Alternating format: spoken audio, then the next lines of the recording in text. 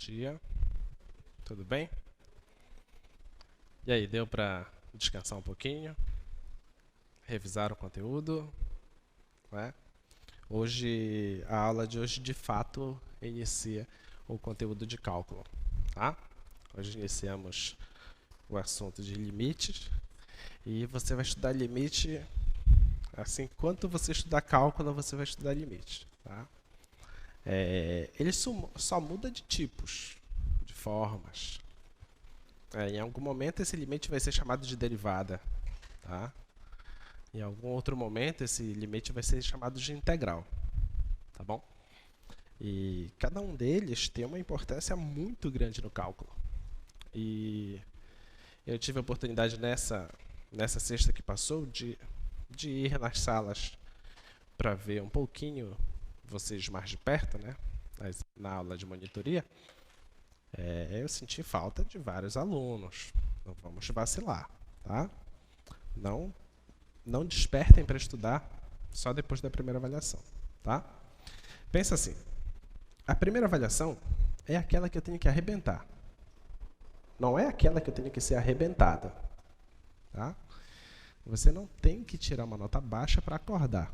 Tem que ser o contrário. Você tem que tirar a nota mais alta possível na primeira.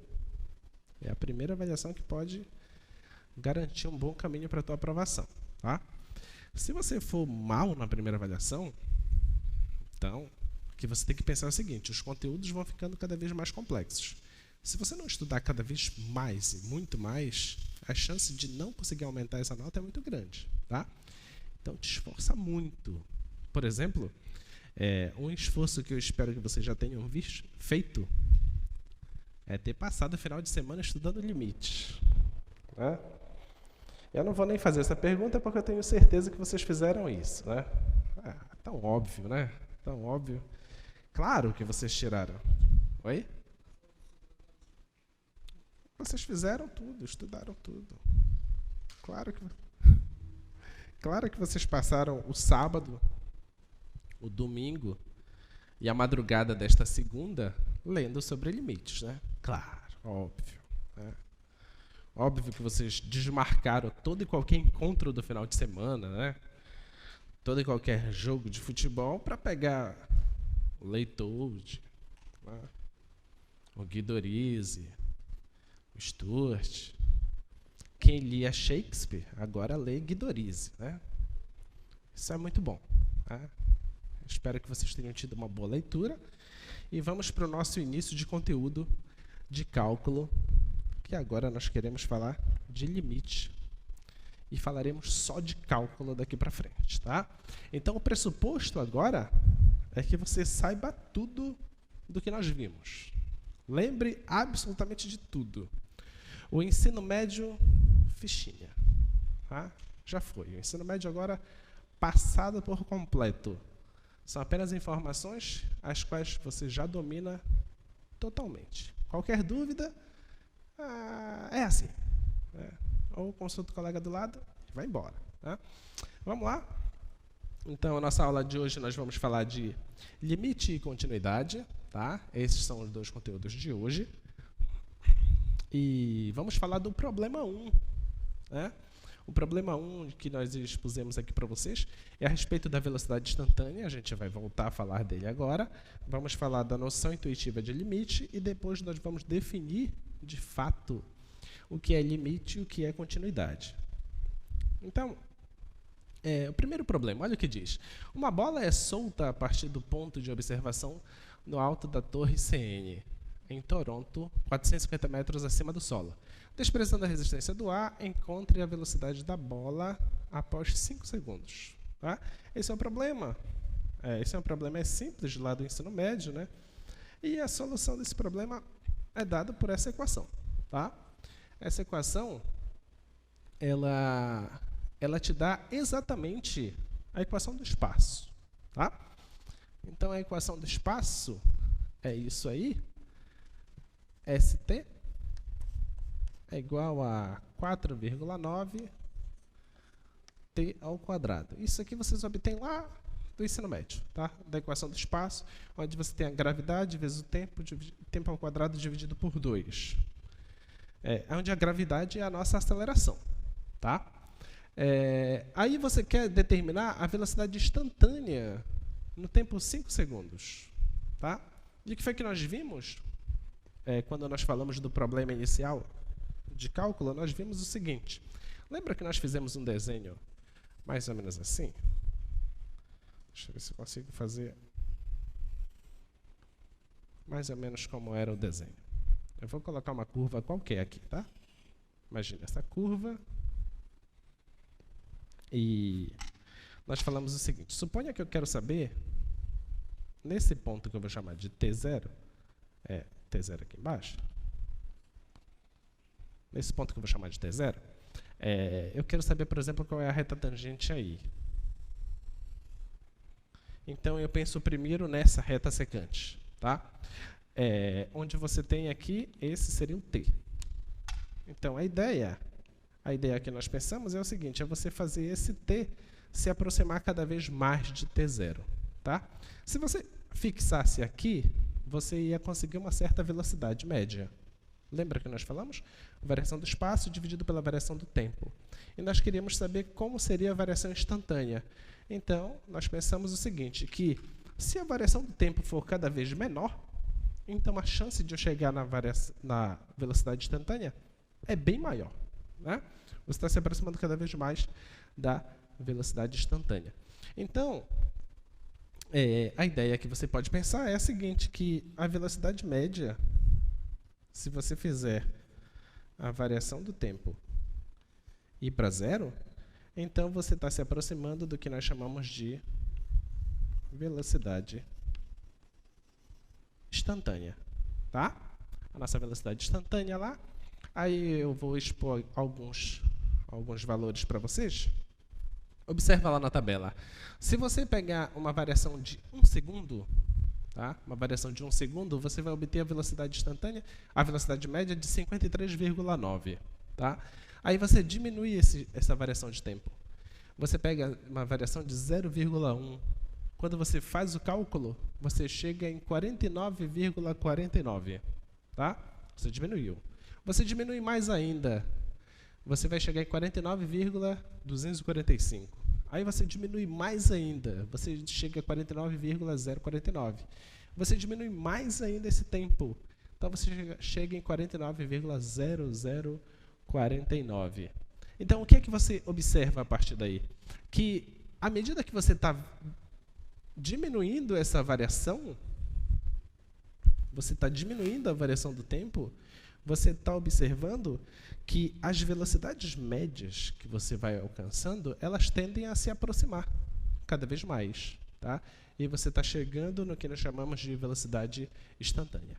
Tá bom? Esse é o problema 1 que nós falamos na nossa primeira aula.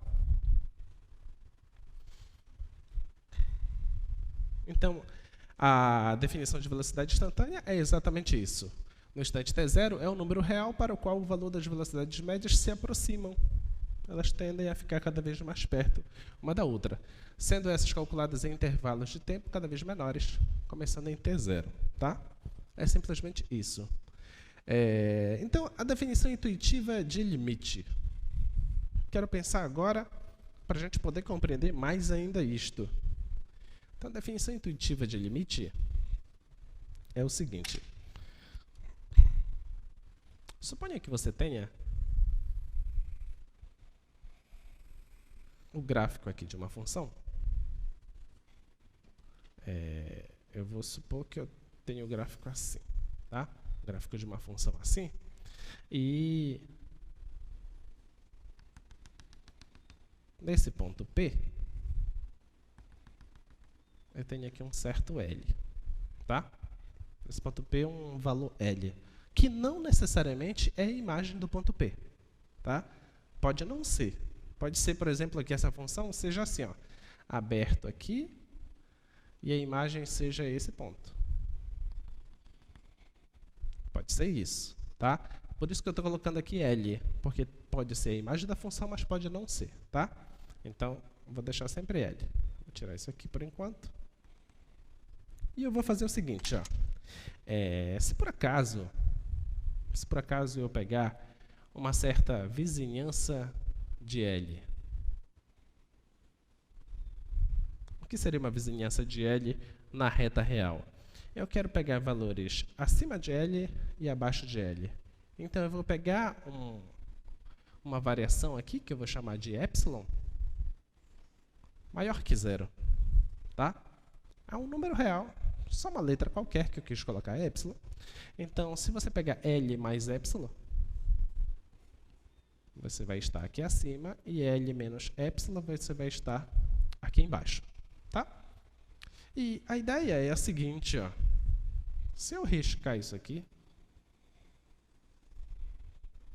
e eu riscar isso aqui, observe o que é que vai acontecer. Todo o domínio, a imagem está caindo dentro dessa faixa? O que você me diz? Não, né? Por que não? Porque observa aqui, por exemplo, esse carinha bem aqui. Ele tem um cara, a imagem dele cai fora da faixa. Ok? Então, não é todo cara perto de P que a imagem está dentro da faixa. Tá? Então, particularmente, você só consegue pegar caras daqui até o final. Daqui para lá, está todo mundo dentro dessa faixa. Tá? Isso porque eu fixei uma certa vizinhança de tamanho epsilon. Mas e se por acaso essa vizinhança epsilon não fosse esse tamanho? Tá? Eu vou chamar esse aqui epsilon line, esse aqui epsilon line, eu quero pegar um outro epsilon. Então, esse aqui é epsilon line, então o próximo vai ser só epsilon, bem aqui. Então, agora, a faixa que eu tenho é esta.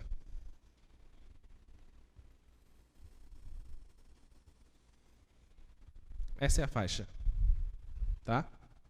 Nessa faixa, as imagens dos caras que estão aqui no domínio caem dentro da faixa? Será que vai ter mais caras do domínio dentro dessa faixa ou menos caras? Menos, certo? Então, nota que eu diminuí a vizinhança, agora só me serve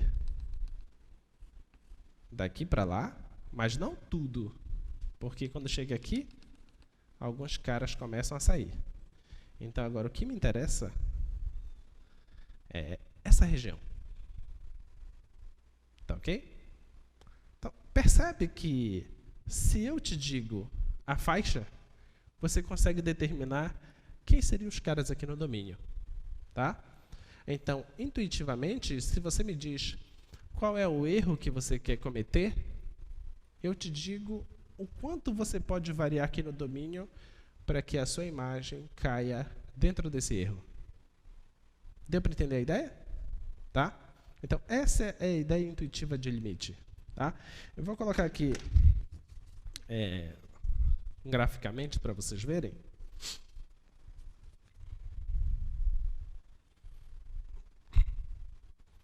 Aqui, ó. Oi? Não entendi. Repete. Não, aí a gente, o colega está perguntando sobre velocidade. Nesse caso aqui, eu não estou falando de velocidade. Eu parei esse aqui e vim só para cá.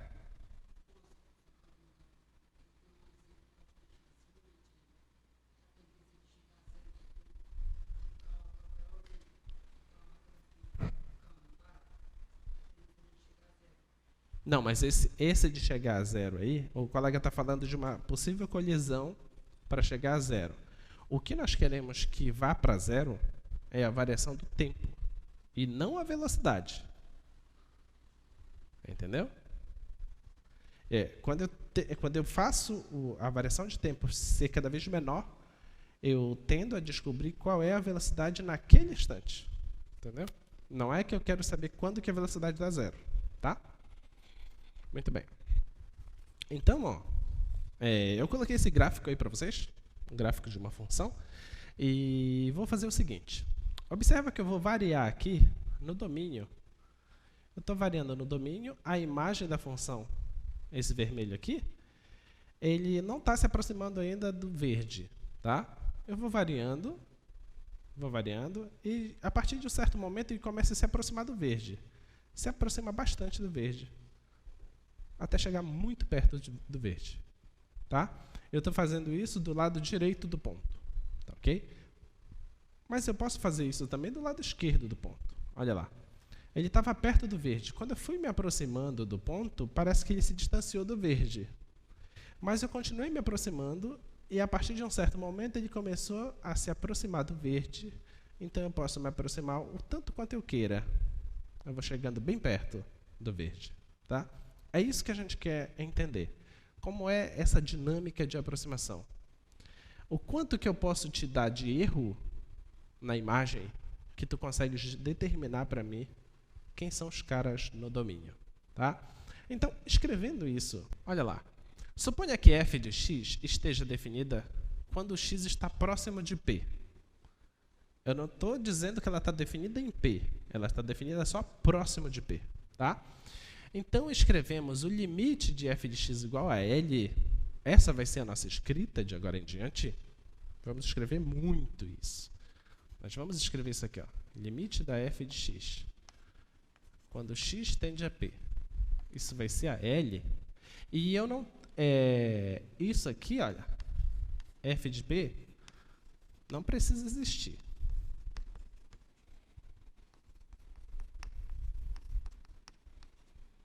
Tá bom? Isso aqui não precisa existir, o f de p. O que eu preciso é, se você está no domínio, e esse aqui é o p, o que eu preciso é que funcione o seguinte, que qualquer carinha que eu estiver vindo aqui pelo lado esquerdo e ele esteja muito perto do p, isso exista, tá? Então, eu quero que exista um f de x. Quando eu me aproximar pelo lado direito, o quão perto eu queira, tá? Posso ir muito perto mesmo. Eu quero que exista o f de x, tá bom? E nós vamos dizer que esse limite é L. Quando é que a gente vai dizer que esse limite é L? Se acontecer o seguinte, ó. Olha lá. Então, vamos dizer que o limite é L se pudermos tornar os valores de f de x arbitrariamente próximos de L, tão próximos de L quanto quisermos, não importa quanto. Pode ser a distância 1, meio, 1/10, 1/1000, eu posso chegar muito perto, tá? Tornando o x suficientemente próximo de p, por ambos os lados de p, mas não igual a p. O que eu quero dizer? Com tudo isso que está escrito aí, volta para cá. O que eu quero dizer é o seguinte, ó. Imagina que eu vou apagar agora essas linhas.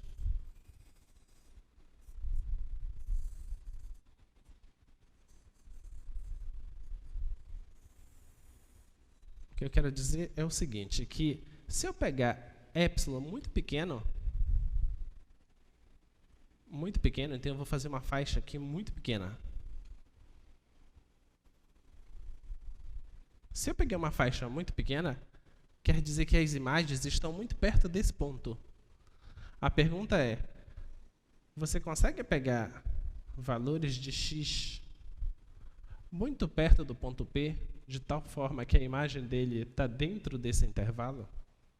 Se sempre for possível você fazer isso, você vai dizer que o limite de f de x quando x tende a p, isso é L.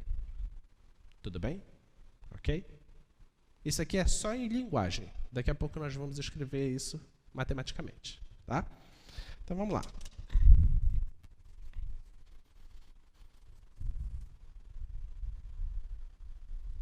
Esse gráfico.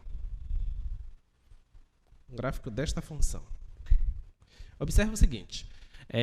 Eu só vou dizer que vai dar um certo limite se eu consigo pegar um intervalo muito pequeno em torno daquele cara que é o limite, tá? Vamos supor que eu tenho uma função seno de 1 sobre x e eu quero saber no zero o que acontece, tá? Só que seno de 1 sobre x no zero não está definido, porque 1 sobre x eu não posso colocar zero lá embaixo. Mas eu posso ir me aproximando do zero cada vez mais, tá? Então vamos ver o que acontece com o gráfico dessa função. Olha lá. Observe o que vai acontecer com essa função.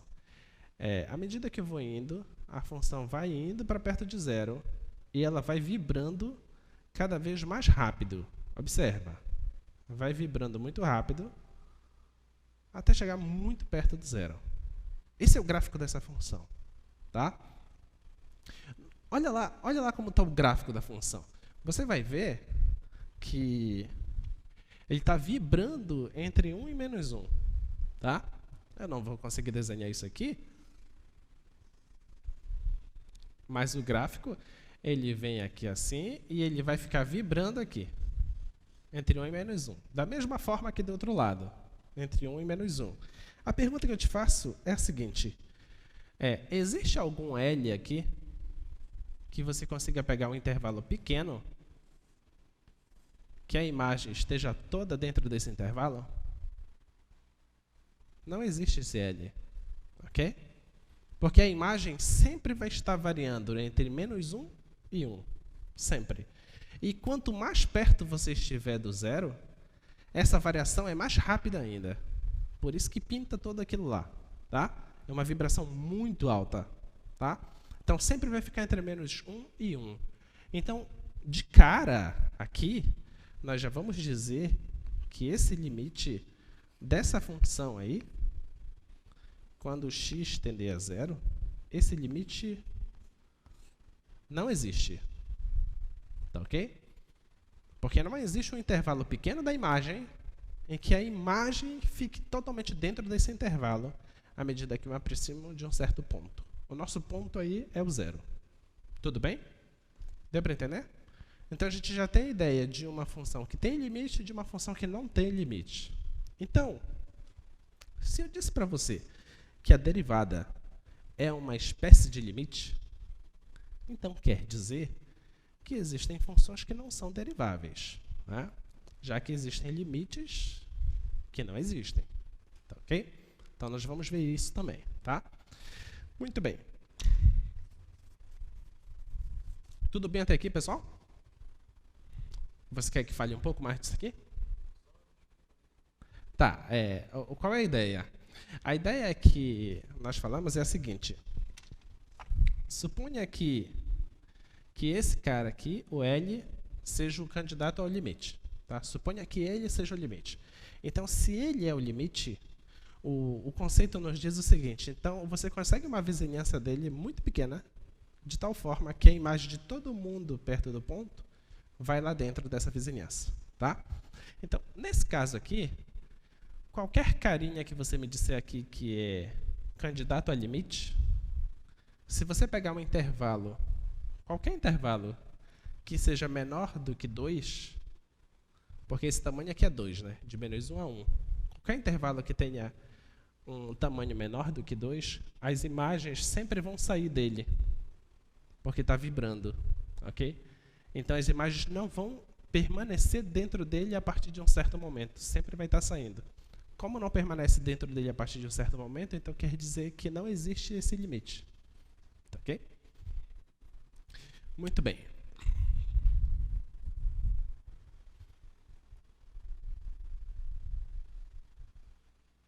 Então, olha, graficamente nós temos aí o gráfico de uma função que está definida no ponto P. A imagem do ponto P é f de P, que é o próprio L. Tá? Se eu estiver me aproximando de P nesse gráfico aí, o limite vai ser o f de P. Tá? Outro tipo de função é quando a função está definida no ponto P, mas a imagem da função não é o L. A função deu um salto. Tá? Nesse caso aí, o limite é L e não f de P que está lá embaixo. Tá? O terceiro caso é quando a função não está definida no ponto. A função não estar definida no ponto não me proíbe calcular o limite dela nesse ponto. Eu posso calcular, até porque o limite me diz que eu quero me aproximar daquele lugar onde não está definido. Não quer dizer que eu vou chegar naquele lugar. Tá? Então, nesse caso aí, o limite é L e a função não está definida nesse ponto P. Tá bom? Muito bem. Para chegarmos à definição precisa de limite, consideremos essa função.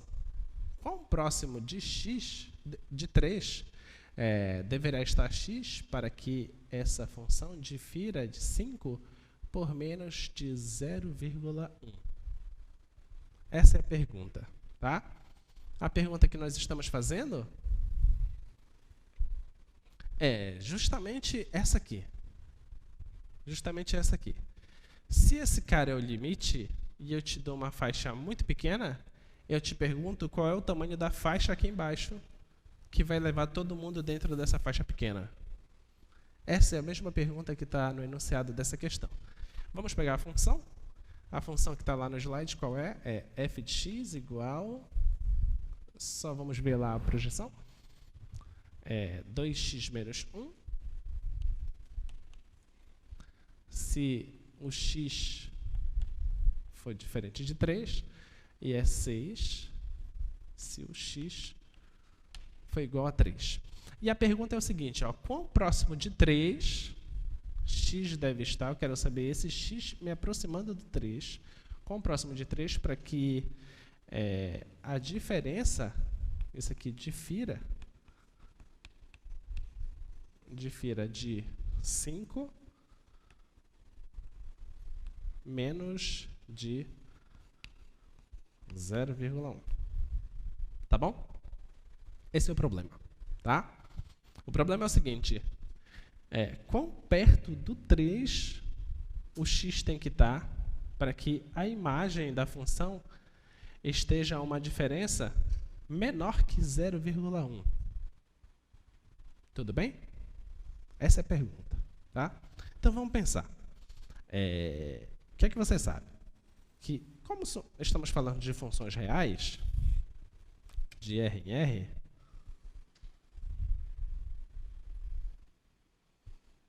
então no plano cartesiano que está o gráfico dela. Então, no 3,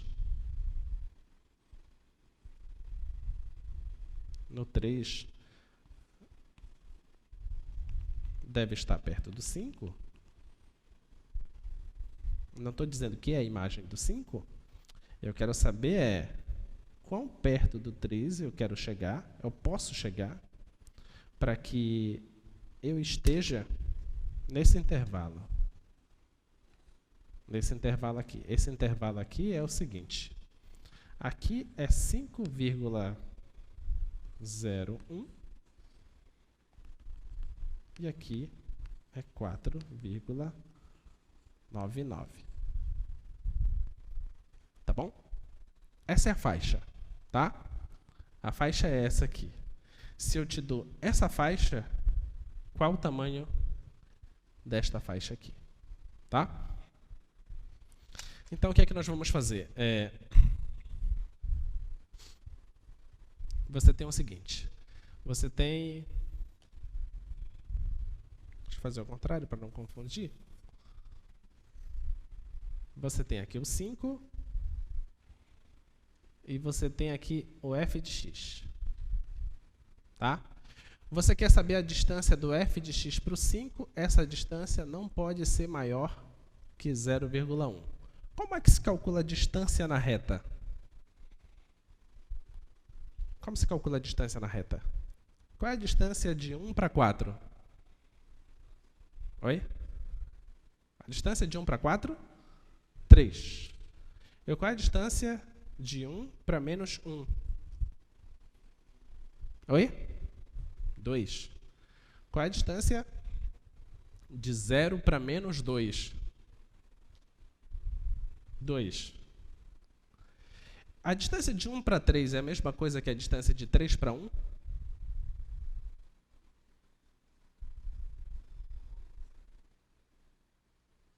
Distância de 1 para 3 é a mesma coisa que distância de 3 para 1? Sim ou não? Sim, é a mesma coisa. Né? Então, distância você subtrai e tira o módulo. Tá? Porque distância sempre é um valor não negativo. Ok? Então, se você quer que a distância da f de x para 5 seja menor que 0,1, você tem que calcular o módulo da diferença. Você tem que fazer isso aqui. Ó. f de x menos 5. Você quer que isso seja menor que 0,1. Tudo bem até aqui? Tudo bem? Tá? É isso que nós queremos. O nosso intuito é saber o seguinte. Queremos determinar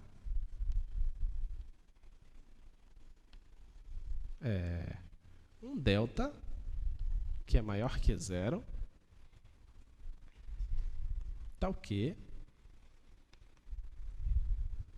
O que é que a gente quer? A gente quer uma vizinhança aqui do 3, certo? É isso que nós queremos, uma vizinhança do 3. Então, nós queremos o seguinte, nós queremos x menos 3. Como é uma vizinhança, essa vizinhança tem que ser menor do que esse delta. Tá bom? Mas a função pode não estar definida no 3. Tá? Como a função pode não estar definida no 3, e nem me interessa que esteja, eu vou querer só valores perto do 3. Eu não quero valores no 3. Tá bom? Então, eu quero saber, olha, eu quero determinar um delta maior que 0, tal que isso aqui aconteça, e quando isso aqui acontecer, implicar que acontece isto.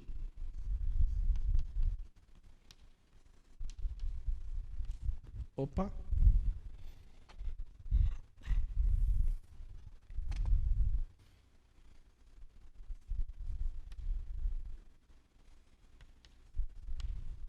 Tá bom?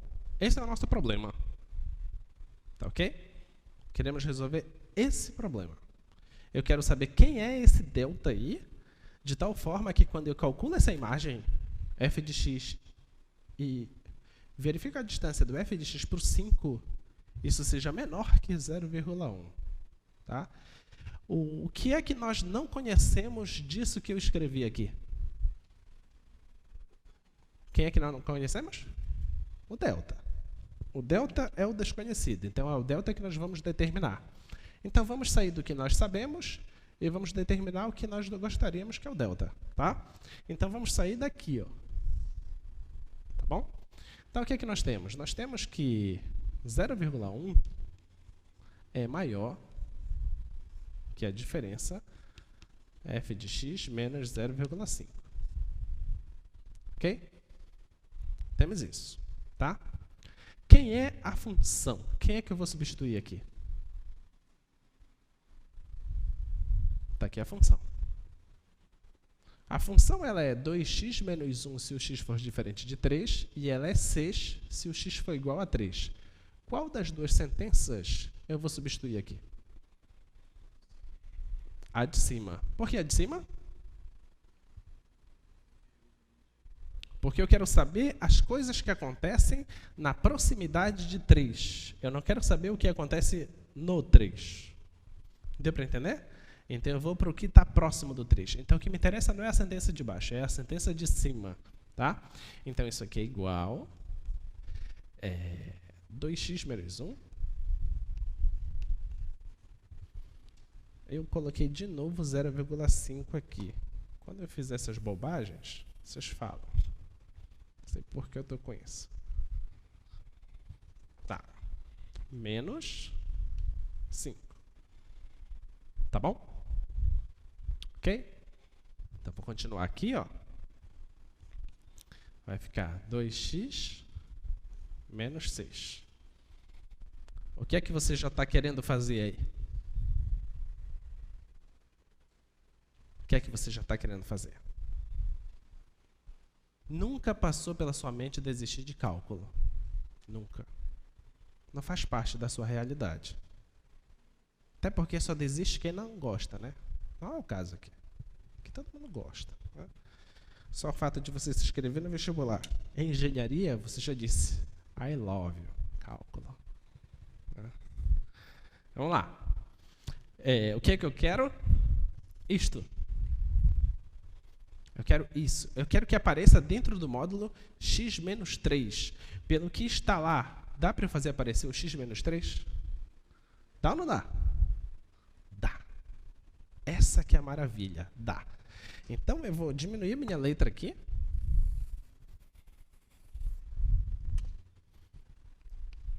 Você tem 2x menos 1 menos 5.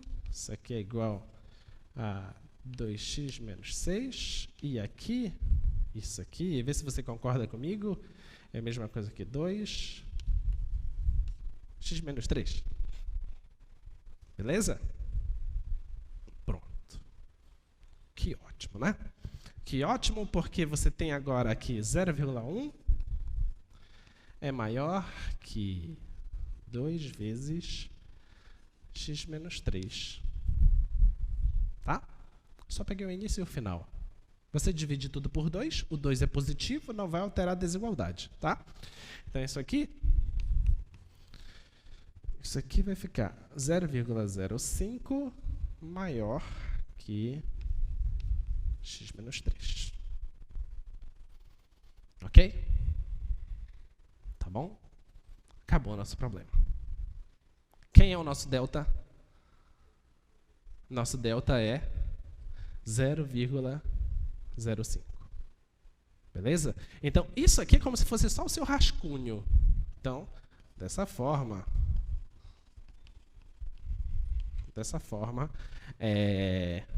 se delta for igual a 0,05, temos que,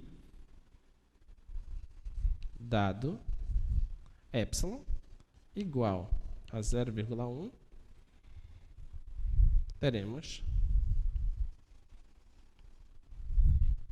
teremos o quê? Que x menos 3 maior que 0 menor que 0,05, isso aqui implica que a diferença da função para a imagem 5, isso é menor que 0,1. Beleza?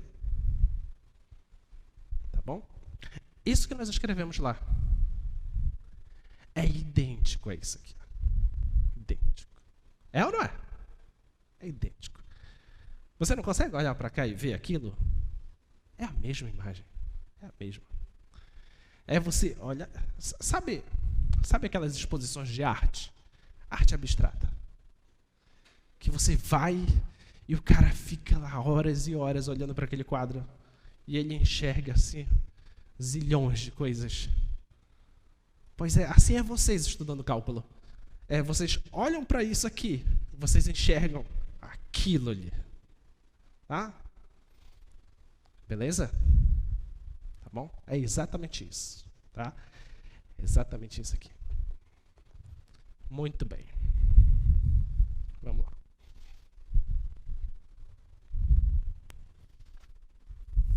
Tudo bem aí, pessoal? Alguma dúvida?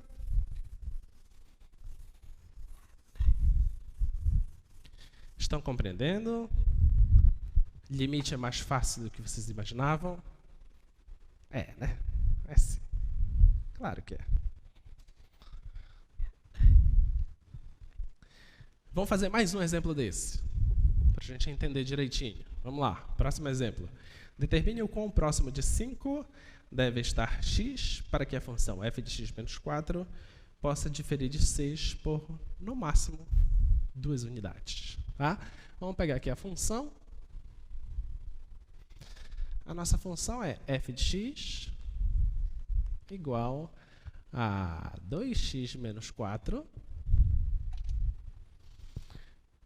E eu quero saber o seguinte, quão próximo de 5 o x tem que estar. Então, eu quero fazer o x se aproximar de 5, de tal forma que a função difira do 6.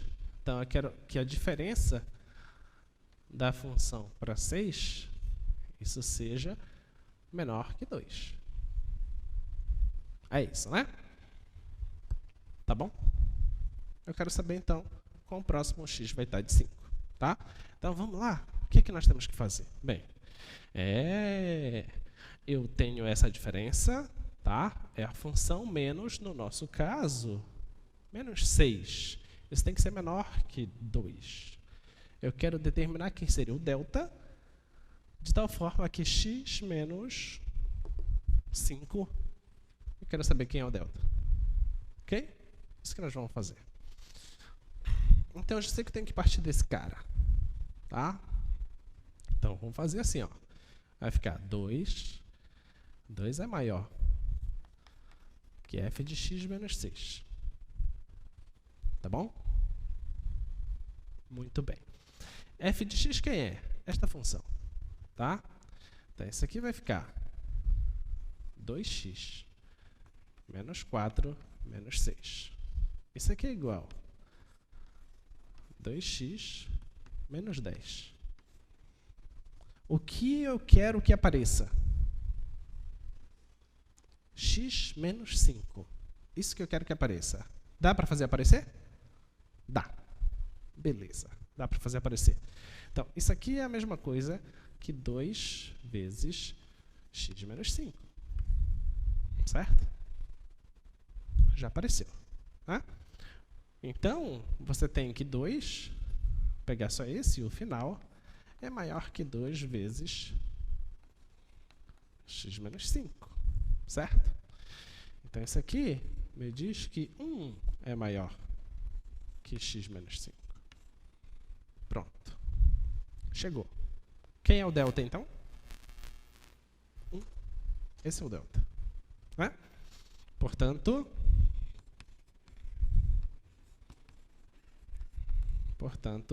dado epsilon maior que 0, no nosso caso, o epsilon é 2, existe um delta maior que 0, no nosso caso, delta é 1, tal que o que acontece? Acontece que a diferença de x menos 5, essa diferença é maior que 0 e é menor que 1, implica que a distância da função para a imagem 6, isso é menor que 2. Tá bom? Ok? Gostaram? Não vai se empolgar e fazer agora com todas as funções, né? Ah, vou fazer com x², x ao cubo, cosseno, seno, tangente. Vou passar a tarde, a noite, a madrugada fazendo isso. Porque você vai se enrolar em algumas, tá? Observa que eu fiz de propósito. Observa que tipo de função eu peguei. A função afim. Né? A função afim é uma das mais simples de você fazer isso, tá? Então, eu peguei aqui função afim e eu fiz isso de propósito para que você possa perceber que na função afim é bem simples fazer essas contas. Em algumas funções, vocês vão ter um pouquinho mais de complicação, tá? Em algumas funções, por exemplo, função quadrática, você geralmente vai chegar em um produto de x menos aquilo que você quer, vezes x mais alguma coisa que está querendo te atrapalhar. Tá? Aí o que você faz? Ah, isso não vai me atrapalhar. O x mais essa coisa, você faz o que a gente chama de majorar. Tá? Esse x mais alguma coisa não é maior que algum número real. Tá? Você estipula quem seria esse número real. Não é aleatório, é você saber exatamente quem é o cara. Não, esse x mais alguma coisa não vai ser maior que isso. E você substitui esse x mais alguma coisa por esse número. E continua, os passos serão idênticos. Tá? Deve ter isso no livro do Stuart feito. Tá bom? Muito bem. A sala 8, como é que tá? Tudo bem aí? Tranquilo? Mais um coraçãozinho. Ah, chegou mais gente, né? Deve ter enviado mensagem. Olha, o professor está de olho. Muito bem. E a pergunta que se faz é a seguinte. Bem, fizemos isso para a função afim. Fizemos isso para uma função definida por parte. Como seria um caso genérico? Porque eu tenho que conseguir fazer isso para todo caso. Tá? Isso não pode funcionar só para um tipo de função. Eu tenho que conseguir fazer isso sempre. Então, como seria para todo caso?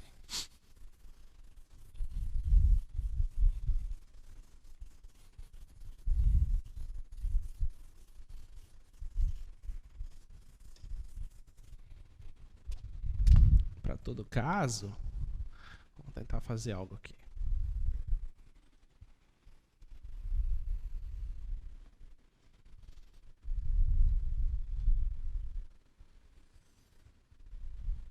Vou pegar essa função.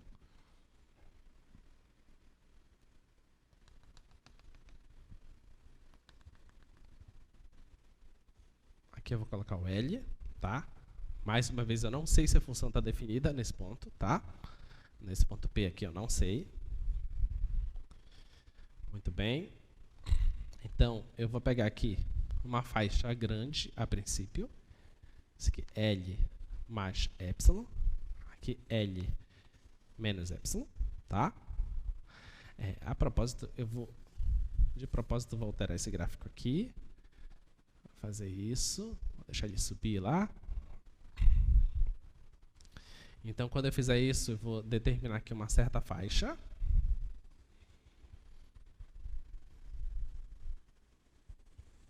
Tá? Então, nota que eu comecei pelo epsilon. Tá? Então, qual seria a escrita?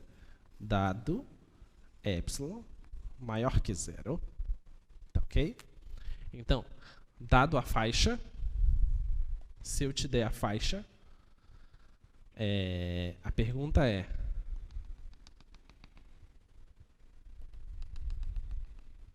você consegue determinar uma faixa aqui embaixo? Essa é a pergunta. Tá? Observa que esse tamanho aqui, propositalmente, está menor que esse tamanho. Tá? Então, você não pode, por exemplo, pegar esse tamanho grandão aqui. Porque se você pegar esse tamanho grandão, você tem que pegar o mesmo tamanho para cá. Quando você fizer isso, vai ter pontos que vai cair fora da faixa. Tá? Então, você pega o menor deles. Tá? Por exemplo, esse tamaninho aqui. Tá bom? Então, você pega o menor deles. Então, aqui seria P menos delta. Tá? Esse tamanho aqui, delta. E você mede o mesmo tamanho para cá. E aqui seria P mais delta. Tá ok? Aí você risca essa faixa. Tá? Você risca essa faixa aqui. E você nota, todo mundo aqui dentro desse intervalo vai dentro desse intervalo. Tá bom? Claro que se você diminui o epsilon, esse delta já não serve. Tem que ser um delta menor. Se você diminui o epsilon, menor ainda o delta. Nota que o delta depende do epsilon. Tá? O epsilon é quem é fornecido inicialmente. Então, o caso geral é o seguinte: dado o epsilon maior que 0, existe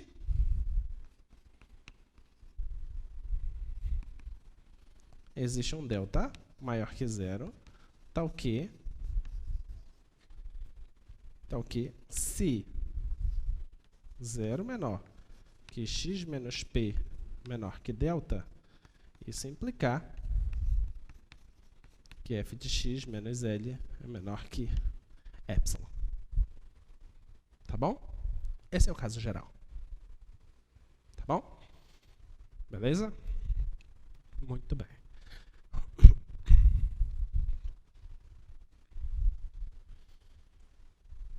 E isso é exatamente a definição de limite. Tá? Qual é a definição de limite? Então, seja uma função definida em algum intervalo aberto que contenha o número p, exceto possivelmente o ponto p. Tá? Então, o ponto p pode não pertencer ao domínio da função, não tem problema. Então, dizemos que o limite de f de x, quando x tende a a, o que é que eu estou fazendo aqui? Ó? Tende a p, tá?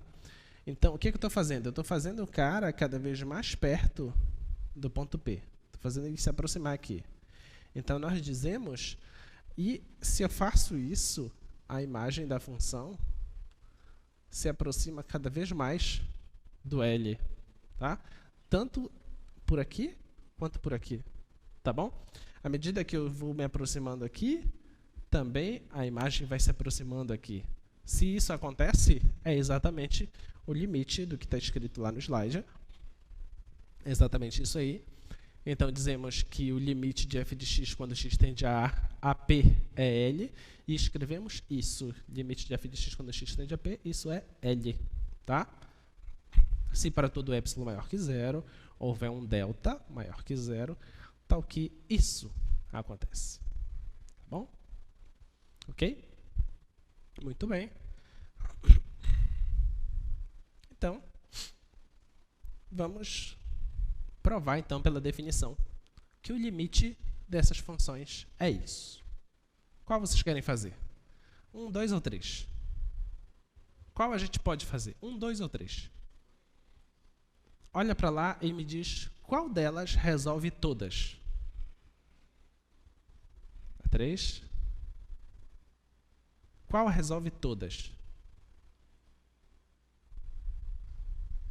Qual é? Qual é que resolve todas? Tem uma aí que resolve todas as outras. Qual é? A1. A1 resolve todas as outras. Por quê? A1 é uma função afim, certo? Onde o A e o B são números que eu não te disse quais são. Tá?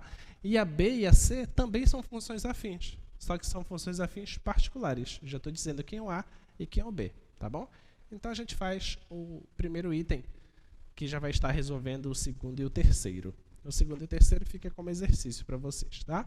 Vocês gostam muito de exercícios. Não sei nem se vocês terão tempo para fazer a segunda e a terceira, né? Que vocês já devem ter bastante exercícios agendados para hoje, né? Vocês agendam o exercício para vocês, né? Não agendam? Agenda. Aposto que a agenda de vocês é assim. Acordar às 6 da manhã, resolver a sessão 3.2 do livro. Tomar o café às 7h30. Ir para a universidade assistir a aula chata. Depois daí da aula chata, ficar 1h30 no RU, na fila do RU, e resolver a sessão 3.8. Até a 23ª questão. Sem pular nenhuma. Né? Almoçar, e depois de almoçar, fazer o quê? Resolver a outra sessão. Né? A outra sessão. E quando estiver indo para casa, no ônibus, lê a lista do Projeto Newton. Que deve estar fácil, né? Já fiz tantas questões ao longo do dia, a lista é fichinha. Aposto como tem alguns que estão enviando assim. É preciso enviar mesmo essa lista aí? Poxa, fiz tantas outras. Né? Vamos lá. Deixa eu apagar esse lado aqui.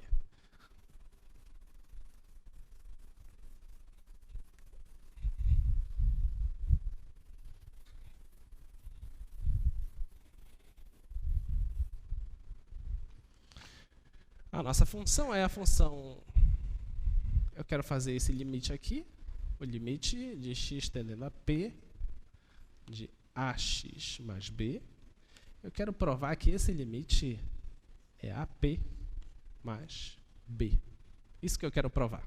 Tá? Vamos provar isso. E aí, como é que faz? Como é que faz isso?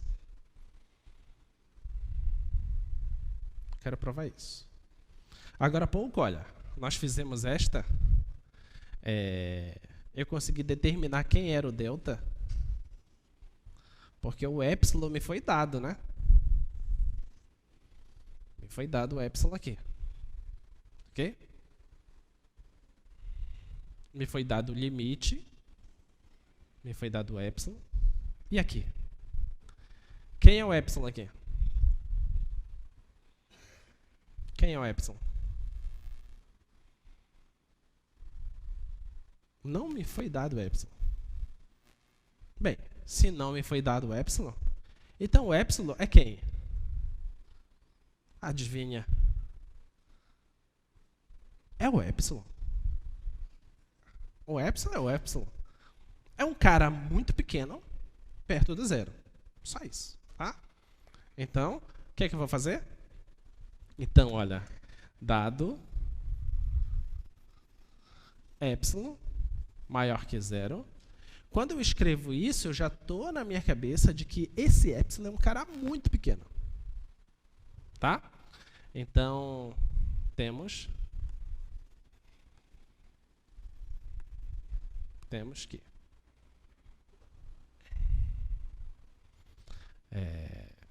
essa diferença. Se isso aqui é verdade, eu quero provar isso, então eu vou fazer a seguinte diferença, que AX mais B menos AP mais B, eu quero isso menor que epsilon. Tá ok? E no final eu quero chegar onde? Eu quero chegar que x menos esse carinha, x menos p, tem que ser menor que um delta. Que eu vou determinar quem é esse delta, que geralmente depende do epsilon. Tá? Então, muito bem. Então, essa diferença aqui, eu vou inverter aqui a escrita, vou colocar epsilon maior. Observa que dá para cancelar o b aqui, né? Dá para cancelar o b porque tem um sinal de menos. Então, vai ficar assim, ó. Vai ficar AX menos AP. AX menos AP. E agora? E agora? O que fazemos? Quem é que nós queremos que apareça? A gente quer que apareça x menos p. Isso que a gente quer que apareça. Tá? Então, o que é que eu faço aqui? O A, o que é que eu faço com o A? Coloco em evidência e depois?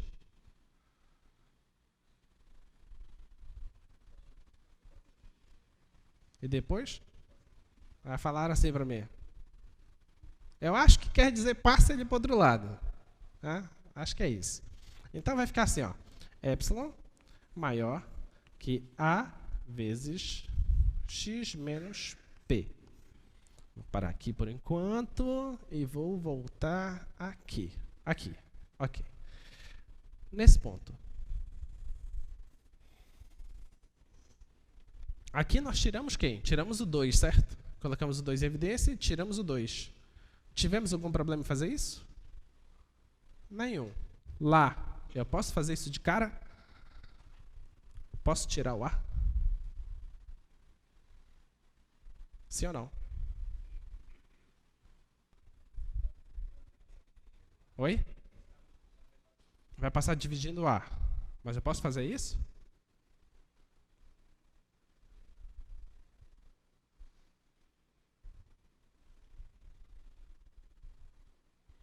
Com o 2 aqui não deu problema nenhum. Eu sei quem é o 2. O A. Eu sei quem é o A? Não. E aí, qual é o cuidado que eu tenho que tomar? Módulo. Beleza? Módulo. Então, isso aqui tem que aparecer assim, ó. Epsilon maior. Se o A sai do módulo, ele sai dentro do módulo. Eu não sei se ele é um número positivo ou se ele é um número negativo. Não sei. Eu sei que ele é diferente de zero, porque é uma função afim. Tá ok? Beleza. Agora, esse cara aqui está positivo, eu posso dividir. Que não altera a desigualdade, né? Vai ficar epsilon dividido pelo módulo de A. Isso aqui é maior que x menos o p. Tá bom? Beleza? E agora? Já temos quem é o delta?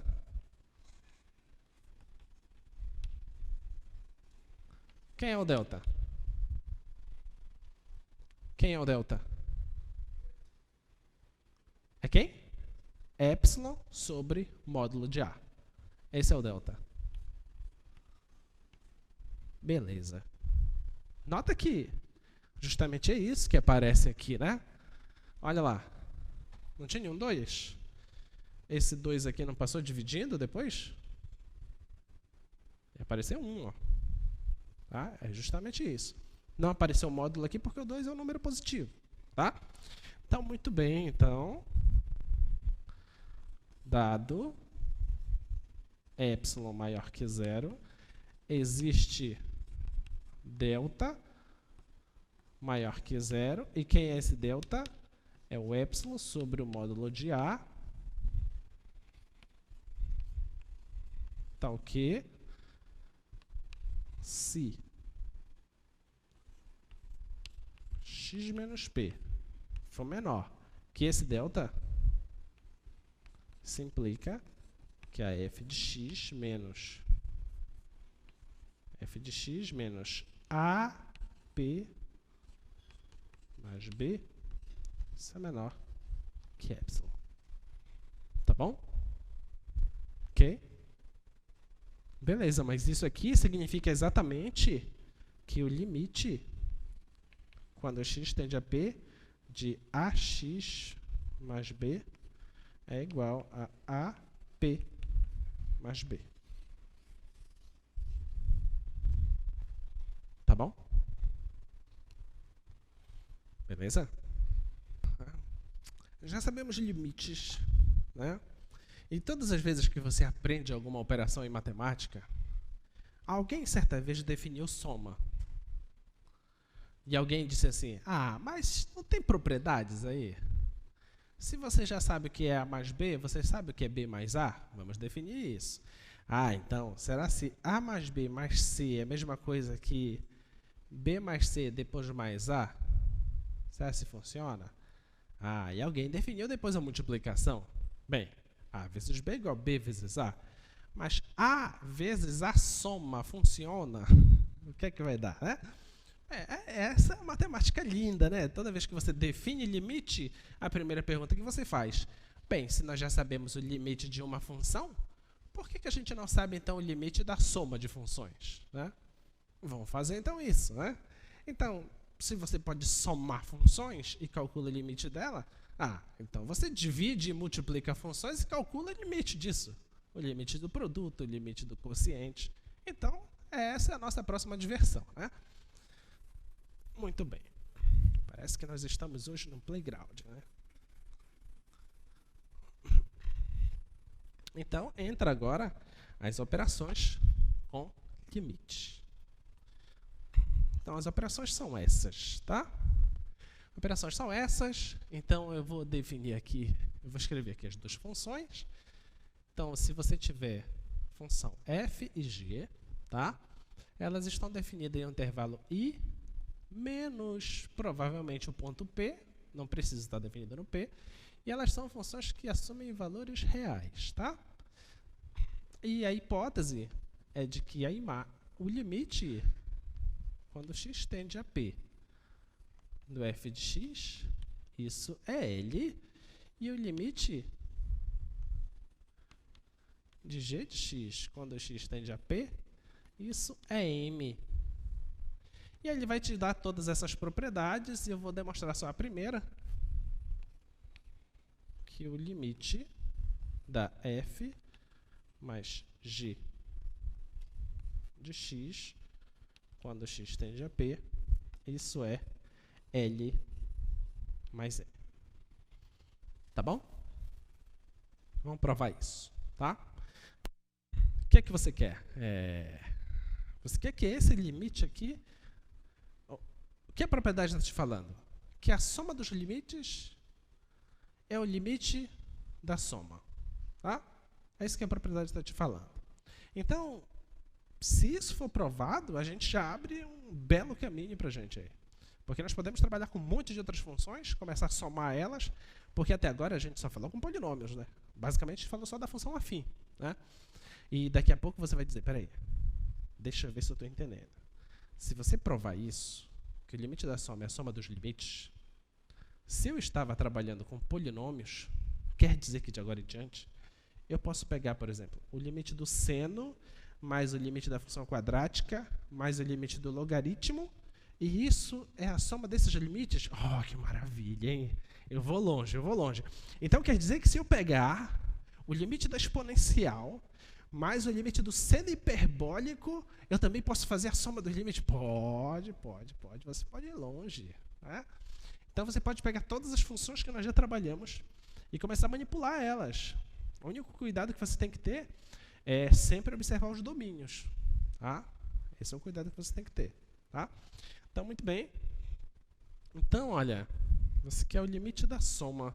Primeira coisa, como é que soma duas funções? Isso aqui é a mesma coisa que limite de f de x mais g de x, né? Só para você lembrar. E o que você quer provar é que isso aqui, que eu não sei ainda, você quer provar que isso dá isso aqui.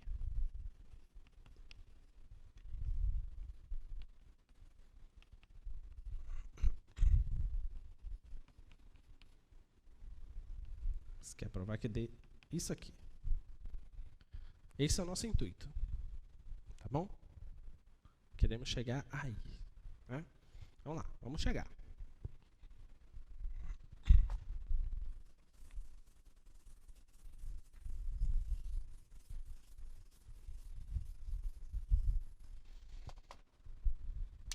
O que é que a gente vai fazer?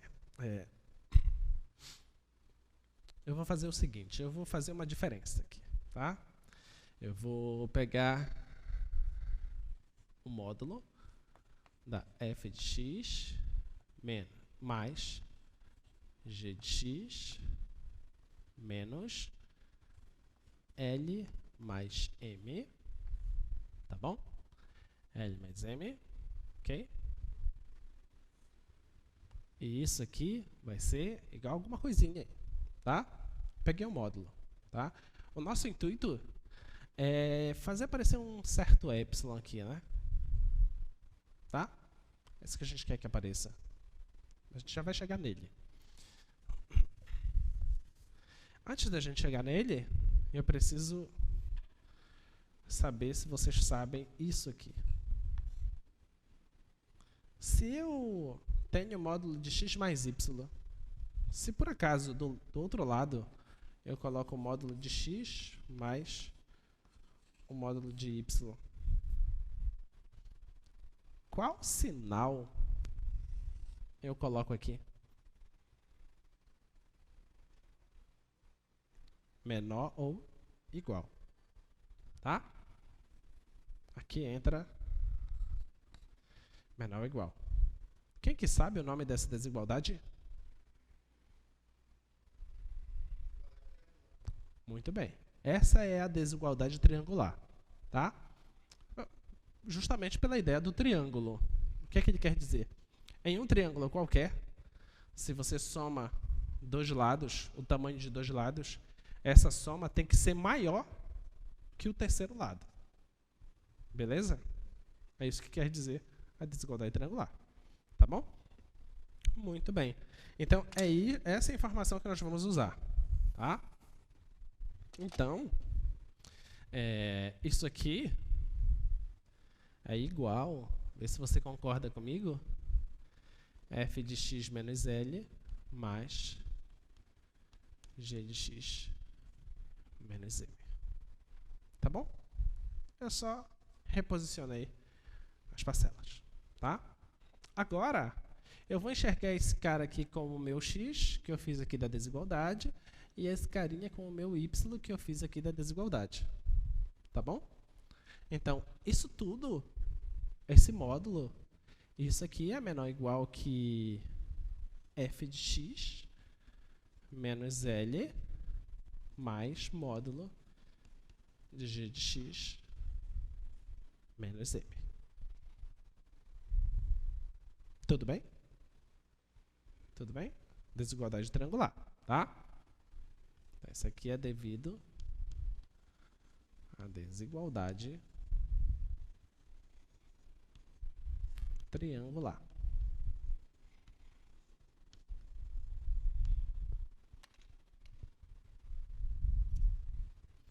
Beleza, isso é devido à desigualdade triangular. Vamos parar aí por enquanto e vamos retornar para esta parte do enunciado.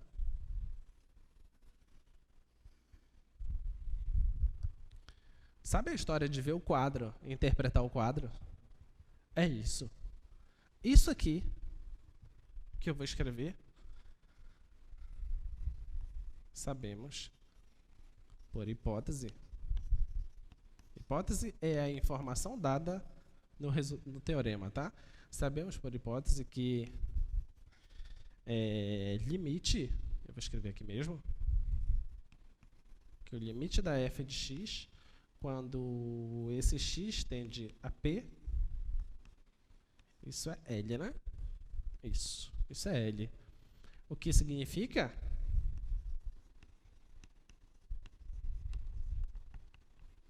O que significa? Isso aí você vai repetir para você mesmo trocentas vezes, tá? Quando você chegar em casa, sua mãe mandar lavar a louça, você fala, se dado epsilon maior que zero, existe um delta maior que zero, tal que se a diferença do x para o ponto for maior que zero e menor que delta, isso implicar que a imagem da função para o limite seja menor que epsilon. Aí a sua mãe olhar para você e perguntar, o que você está falando? Isso nada mais é do que o limite. E eu não passarei dele. Irei lavar a louça. Tá? Então, você memoriza isso, nunca esqueça. Tá? O que significa isso? Isso significa que, dado epsilon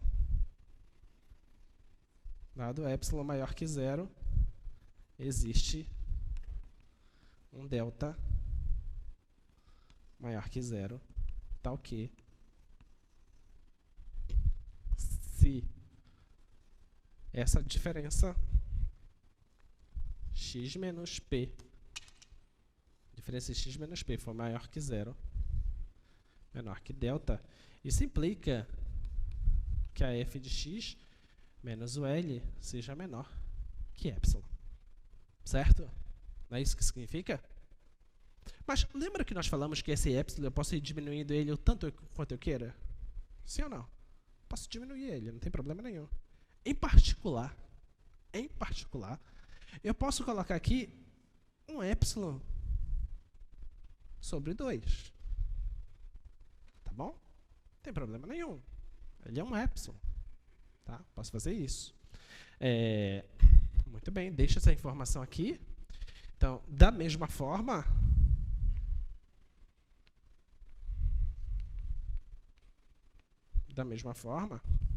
temos que o limite da g de x, quando x tende a p, isso aqui é m. O que significa? Adivinha. Significa que nós já estamos escrevendo, né?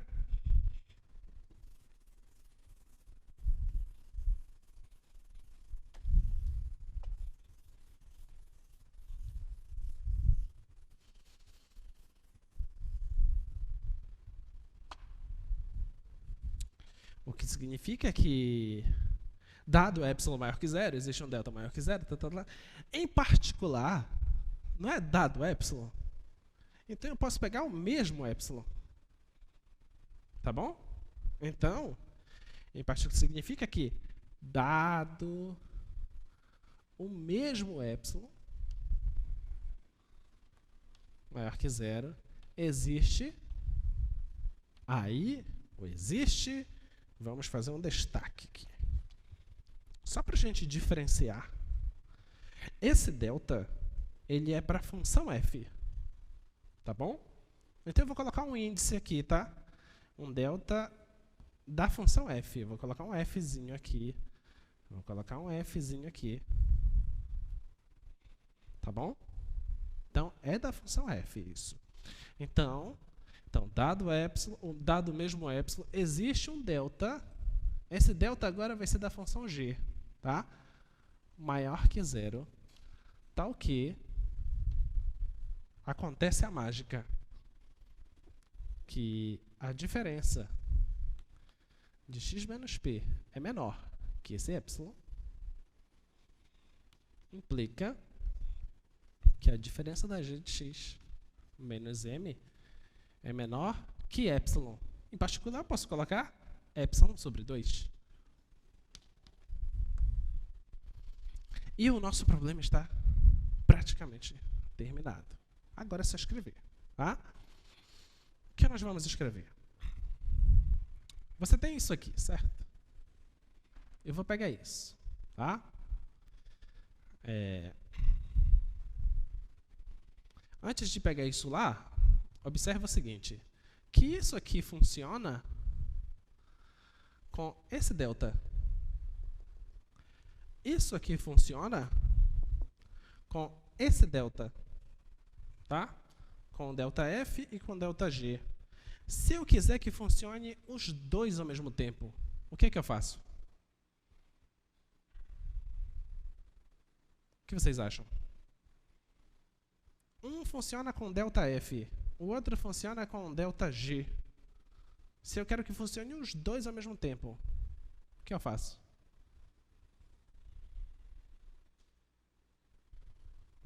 Graficamente, vou riscar bem aqui, ó. Suponha que essa aqui é a função f e essa aqui é a função g, tá? Aqui tem um p e aqui tem um p. Tá bom? Você sabe que com esse aqui seria o delta f. E esse outro bem aqui seria o delta g. Tá? Com esse tamanho de delta, funciona. Nesse lá, esse tamanhão de delta funciona. Eu te pergunto, se eu não tivesse pegado um delta grande, tivesse pegado um delta desse tamanho, não ia funcionar? Sim ou não? Sim. Então você concorda que se eu escolher sempre o menor deles, sempre vai funcionar para os dois, certo? Então é isso que eu vou fazer. Então, escolha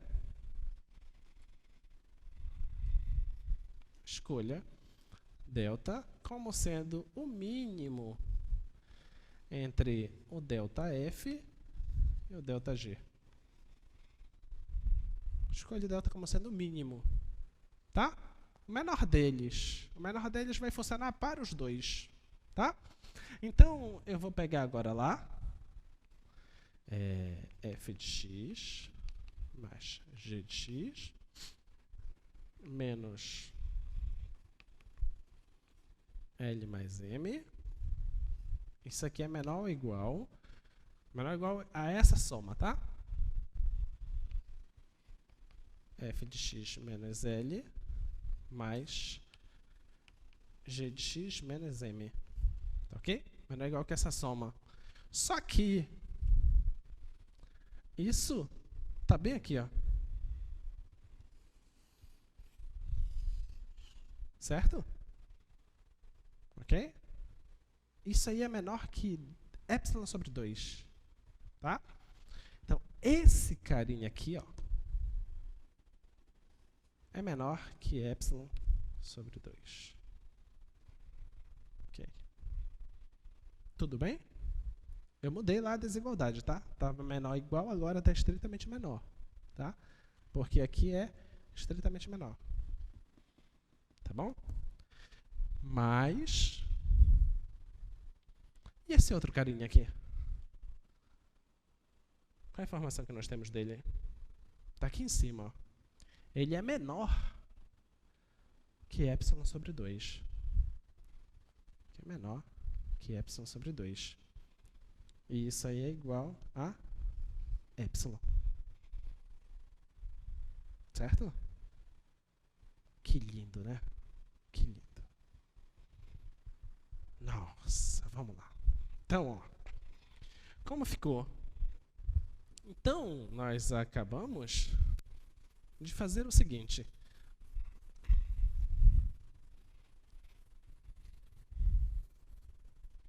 Então, nós acabamos de fazer o seguinte, que dado epsilon maior que zero, existe o delta maior que zero, onde esse delta é o mínimo entre o delta F e o delta G, tal que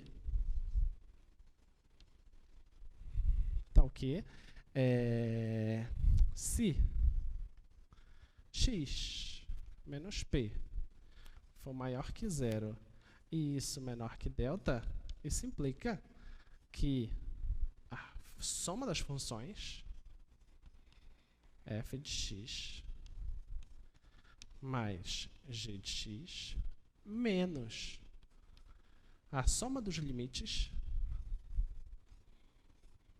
isso é menor que epsilon. Tá, beleza? Pronto.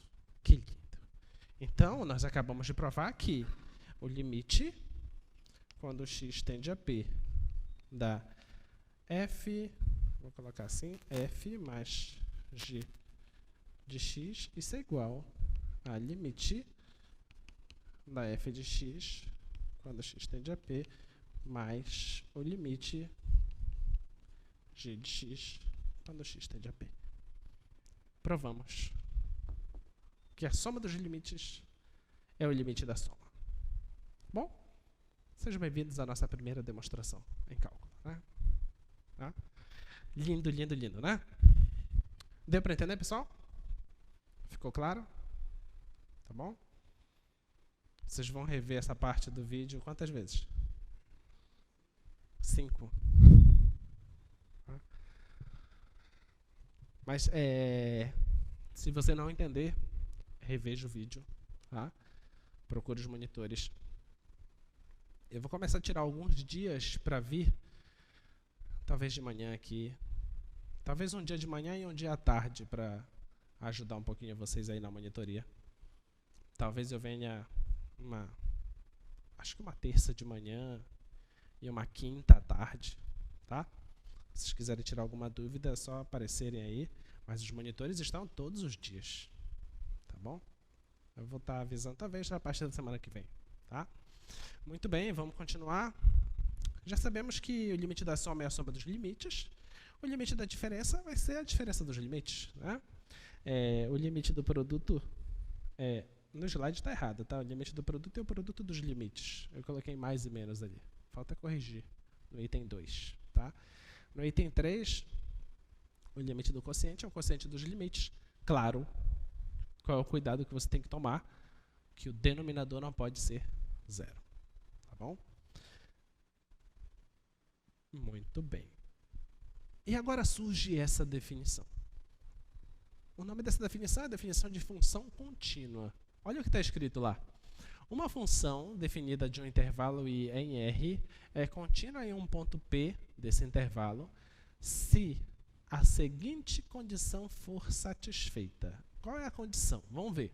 Dado epsilon maior que 0, existe um delta maior que 0, até agora idêntico ao que nós falamos de limite. Tá? Tal que, se x está no intervalo, surgiu a diferença. No limite, o x não precisa estar no domínio. Ele pode estar fora. Tá? Mas só precisa estar definido perto do ponto. Nesse caso aí, ele está definido no ponto. Tá? X no domínio, x menos p menor que delta. Isso implica que f de x menos f de p é menor que epsilon. Nota o que foi mais que apareceu de diferente ali? Apareceu um f de p.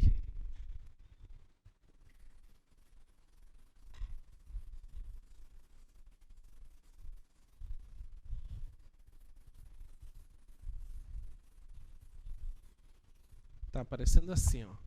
Está aparecendo dado epsilon maior que 0, existe um delta maior que 0, tal que a diferença de x menos p menor que delta. Nota que eu não coloco mais aqui maior que 0, tá? Não coloco mais. Isso aqui implicar que a diferença da f de x menos lá era o limite que aparecia aqui. Agora vai aparecer f de p. Isso menor que epsilon. Essa é a diferença da definição de função contínua para definição de limite. Tá? Em si, a definição de função contínua está nos dizendo que quando você calcular o limite de x tendendo a p da f de x, ele está dizendo que isso é L. Mas a função contínua vem nos dizer que esse L é o próprio f de p. Tá bom? Em si, o que a definição está nos dizendo, graficamente, é o seguinte, que se você tem uma função aqui, e isso aqui for aberto, você não sabe ainda, no ponto P, quando você se aproxima pela esquerda, a imagem vai se aproximando desse ponto. Quando você se aproxima pela direita, a imagem se aproxima desse ponto, tá? E esse ponto seria o tal do L. Se essa função é contínua, quer dizer que essa aqui é bola fechada, que o L é esse f de p. Tá bom? Quer dizer que naquele ponto a função não tem salto. Tá? É contínua naquele ponto. Ok? Muito bem. Então, primeira, mostre que essa função é contínua em x igual a p. Já provamos. Já provamos quando nós calculamos o limite de f de x. Quando nós calculamos esse limite aqui, limite de ax mais b, quando x tende a p, é igual a ap mais b. Quando nós calculamos esse limite, nós provamos que a função é contínua em p. Tá bom? O segundo exemplo lá é da função constante. A função constante é contínua? O que vocês acham? Função constante. É contínua? É contínua, não tem salto nenhum. É só uma reta. Tá? O próximo gráfico lá, o próximo gráfico é... Vamos fazer o gráfico dessa função? A 3. Vamos fazer o gráfico da 3.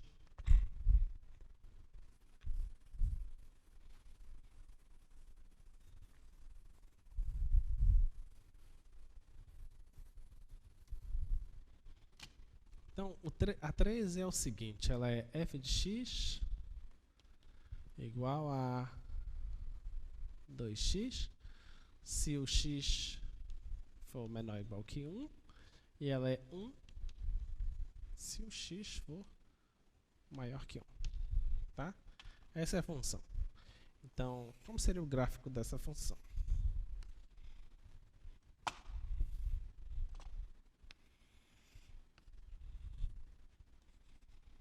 O que é que você tem que ver?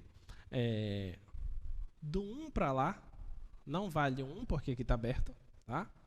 Do 1 para lá, a imagem dá 1. Então, eu vou marcar aqui o 1. Vou marcar aqui o que seria o 1. Então, nesse cara, bola aberta, a imagem é 1. Então, o gráfico é essa reta.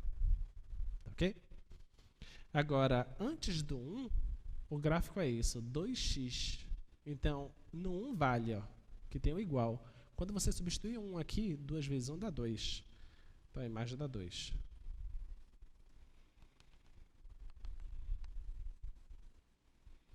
Então, o gráfico passa pela origem, né?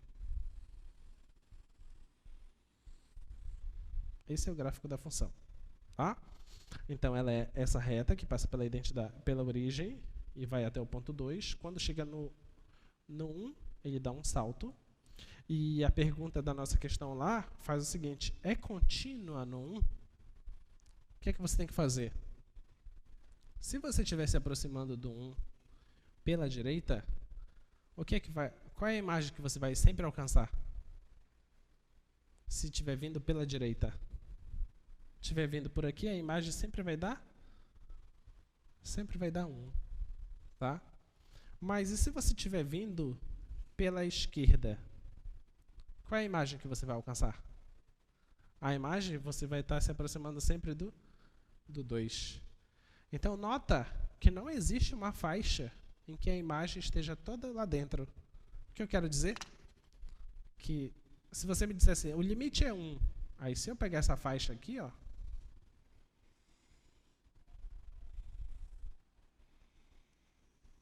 se eu pegar uma faixa dessa, não existe um intervalo aqui perto do 1 que a imagem esteja dentro dessa faixa. Por quê? Os caras que são maiores que 1 vão estar dentro da faixa, mas os caras que são menores que 1 vai estar aqui em cima a imagem. Tudo bem? Então, não tem limite essa função nesse ponto. Da mesma forma, você poderia ter feito uma faixa aqui. Se você pega os caras antes do 1, a imagem vai estar dentro dessa faixa. Maiores que 1, vai estar dentro desta outra faixa, que são faixas disjuntas. Tá? Tudo bem? Muito bem. A função 4 é aquela função que eu deixei para vocês fazerem como exercício. X menos uma inteiro de x. Essa função é contínua? A resposta não é contínua só nos inteiros. Lembra? Essa função? Essa função é... Para quem ainda não fez, procura fazer essa função. Se eu não me engano, ela é assim, né? Fechada aqui, aberta aqui, fechada aqui, aberta aqui, né? Esse é o gráfico dela, tá? Então ela é contínua em todos os reais menos os inteiros, tá? Então no 1 ela dá um salto, passa do 0 para o 1. Ela seria o 0, né? Mas não, aliás, seria um 1, mas aqui é aberto. Então sempre dá esse salto. Então ela é contínua em R menos os inteiros, tá? A continuidade dela está nesse conjunto. Exercício que eu deixo para vocês, questão 5. Olha lá, a questão 5 é linda, essa questão 5. Questão 5, olha como é o gráfico dessa função. O gráfico dela é assim, ó.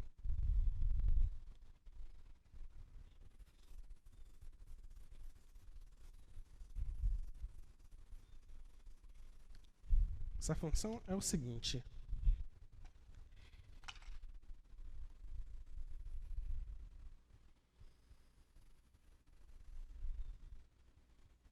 Então ele diz o seguinte, ó. Se você pega um cara que é racional, a imagem dá x. Ou seja, dá ele mesmo. Se você pega um cara que não é racional, a imagem dá menos x. Ou seja, dá menos ele. Tá? Então você sabe que o gráfico do x é isso aqui. E do menos x é isso aqui. Só que essa função não é isso. Tá? Essa função é isso aqui, ó. São pontos aqui. Mesma forma aqui. São pontos aqui. São pontos aqui. Só que são infinitos pontos, né? E aqui também são infinitos pontos. Esse é o gráfico dessa função. Tá? Eu quero que você me diga onde é que ela é contínua. Ou seja, onde que ela não tem saltos. Não queira dar a resposta mais óbvia possível. Pensa um pouquinho para você poder responder. Tá? Tá bom? Então, esse é o gráfico dessa função. A outra função que tem lá para vocês é essa função aí. Deixa eu colocar aqui o gráfico dela.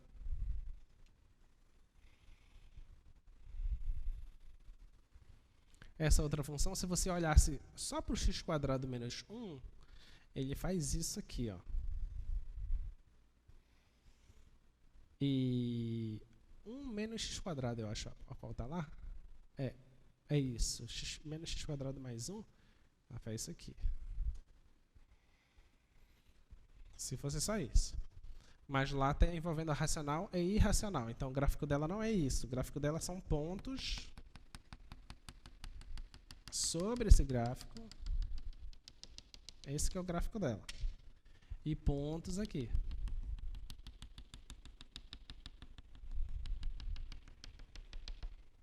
Não é essa linha contínua, é só os pontilhados, tá? Esse é o gráfico. E eu te pergunto, onde que essa função é contínua? E onde que essa função é contínua? Tá? Resposta, parcial.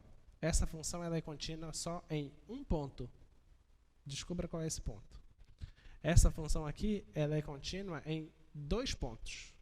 O resto todo ela é descontínua. Tá? Deixa eu ver o que mais que temos para ver aqui, se dá tempo.